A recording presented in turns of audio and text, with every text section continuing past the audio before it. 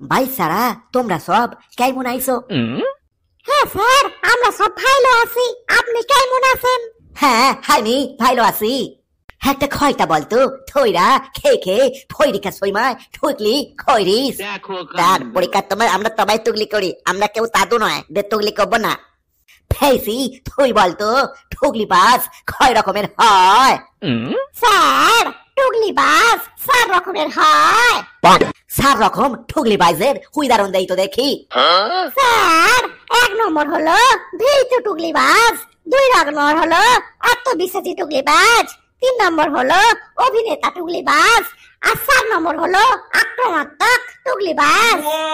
ভাইটা তুই বলতো পরীক্ষার হলে ভিটু টুকলি বাজের কেমন আচরণ দেখতে পাই আমরা?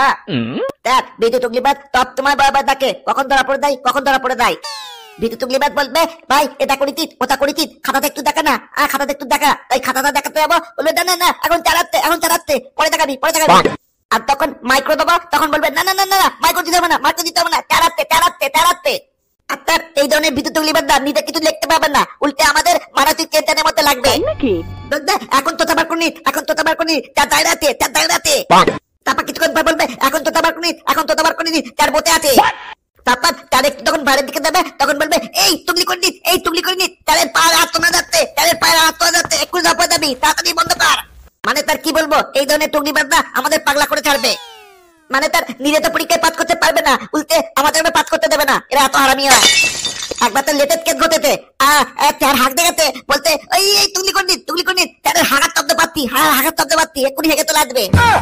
মানে তার এক কথায় বলতে গেলে এই ধরনের ভীতু টুকলি বাদে না থাকতো তো আমাদের কলঙ্ক। আরে বাবা ভাইটা তোর তো অসীম জ্ঞান টুকলি সম্বন্ধে ভাই। হইকে ফুইটো বলতো আত্মবিশ্বাসী টুকলি বাজ খাইকে বলে। স্যার আত্মবিশ্বাসী টুকলি বাজ বলবে ভাই ওটা আছে সব করে ছুঁড়ে দে। এটা বলবে এই 25টা হয়ে গেছে 4টা দে, 2টা হয়ে গেছে 3টা দে, 25টা হয়ে গেছে 7টা দে। মানে সে সব টুকলি চেয়েই যাবে, দাঁড়িয়ে আছে কি বসে আছে কি শুয়ে আছে না ঘুমোচ্ছে সব কিছু দেখবে না, ওদের টুকলি পেলেই হবে, একদম চেপে দেবে একদম। তারপর স্যার টুকলিতে যেগুলো কোনটাতে লিখে নিল, এরপর নেটে সবে বই বার করবে, বই দেখে লিখবে, বই দেখে ছাড়বে। তারপর স্যার যখন ও বই হাতে ধরা পড়ে যাবে তখন বলবে এই দেখুন স্যার কেউ বই রেখে দিয়েছে, এই দেখুন স্যার কেউ বই রেখে চলে গেছে, আমি আপনাকে দিলাম। তো বলবে দেখুন স্যার দেখুন আমি কত ভালো ছেলে, এই বইটা আপনাকে দিয়ে দিলাম, কে ভুল করে রেখে চলে গেছে, অথচ ওই বইটা ওরই। আর তারপর যে সময় টুকলিগুলো বেঞ্চের তলায় ফেলে দিয়েছে সেই টুকলিগুলোকে তুলে তুলে স্যারকে দিয়ে ক্লাসরুম পরিষ্কার করাবে, বলবে এই দেখুন স্যার কে টুকলি করেছিল। সে বলবে দেখুন স্যার আমি কত ভালো ছেলে, আমি টুকলিগুলো কালেকশন করে আপনার হাতে ফেরত দিচ্ছি। তার তখন মনে ভাববে না এই ছেলেটা ভালো ছেলে, টুকলিগুলো খুঁজে আমার হাতে জমা দিচ্ছে। এই ধরনের টুকলিওয়ালা মাঝে মাঝে খাতা সমেত কেড়ে নেয়, পুরো খাতাই কেড়ে নেয়। কিছু সময় এটা কষ্টও করবে না, টুকলি দিয়েও লিখবে না, এরা পুরো খাতা ছেড়ে দিয়ে নিজের নামে চালিয়ে দেবে। মানে স্যার এক কথায় বলতে গেলে এই ধরনের ছাত্ররা টুকলি সমাজের নক্ষত্র, এই টুকলি সমাজের আদর্শ, এর দেখেই টুকলিবাজরা উৎসাহিত পায়, এরাই হচ্ছে টুকলি সমাজের লেজেন্ড। হইবে ভাইবা তোর তো দেখছি ভাইটা থেকে বেশি জ্ঞান। স্যার দেখবে হবে খরচা আছে। হে লাঞ্চা তুই বল অভিনেতা টুকলিবাজ খাইকে বলে? স্যার এই ধরনের টুকলিবাজরা ভালো অভিনয় করতে জানে, এদের চোখ সবসময় সরল থাকবে, পবিত্র মুখ থাকবে, এরা কিছুই জানে না, এরা ভাজা মাছ দিলে উল্টে খেতেই জানে না, এমন চোখ মুখ করে থাকবে, এরা কিছুই বোঝে না, কিছুই জানে না। এরা বলবে ভাই দেনা পারিনি ভাই দেনা ভাই এতও পারছি না ভাই। কিন্তু স্যার এই ধরনের টুকলিবাজ আগে থেকে নিজের পকেটে থাকা সমস্ত টুকলি শেষ করে ফেলেছে, লিখে কমপ্লিট করে দিয়েছে, তারপরেও পরের থেকে টুকলি নিয়ে লিখবে। তারপর এই ধরনের টুকলিবাজ যখন ধরা পড়ে যাবে তখন বলবে স্যার আমার বাবা হসপিটালে ভর্তি ছিল স্যার, আমি 3 দিন খাইনি স্যার, আমি হসপিটালে গা দিচ্ছিলাম স্যার, আমি কখন পড়বো স্যার, বাবার কাছে বসেছিলাম স্যার, বাবার কত স্যালাইন টানছিল স্যার, আমার বাবা আমি যদি ফেল করি আত্মহত্যা করবে স্যার, দিয়ে দিন স্যার দিয়ে দিন। মানে স্যারকে ইমোশনাল ব্ল্যাকমেল করবে, একদম পাকা অভিনয় করবে, স্যার পুরো বোকা হয়ে যাবে। অথচ দেখবেন ওর বাবা বাড়িতে খাসির হাত চেবাচ্ছে, তারপর স্যার ইমোশনাল ভাবে ব্ল্যাকমেল হয়ে ওর খাতা ফেরত দেবে। দেখো কাণ্ড।